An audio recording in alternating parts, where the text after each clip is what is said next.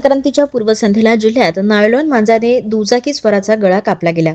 लाखणीच्या उड्डाणपुलावरून गोरेगावकडे जाणाऱ्या युवकाच्या गळ्यात नायलॉन मांजा अडकल्यामुळे गळा कापला गेल्याने प्रचंड रक्तस्राव होऊन तो उड्डाणपुलावरच पडला। शुभम जियालाल चौधरी असे या 24 वर्षीय युवकाचे नाव असून तो गोरेगाव जिल्हा गोंदिया येथील रहिवासी आहे। संध्याकाळी तो आपल्या दुचाकीने भंडाराकडून गोंदियाकडे जात असतानाच अचानक लाखणी उड्डाणपुलावर ही दुर्घटना घडली। पतंग कटल्यामुळे उड्डाणपुलावर अडकून पडलेल्या नायलॉन मांजाचा फास त्याच्या गळ्याला बसला।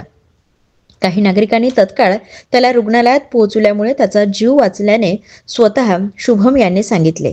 शुभम आडनाव चौधरी। कसं काय झालं तुझ्यासोबत? मी नागपूरवरून होतो, लाखणीवरच्या ब्रिजवर मांजा आला आणि पूर्ण गळा पकडला। कुठे घडली घटना? ब्रिजवर लाखणीचे।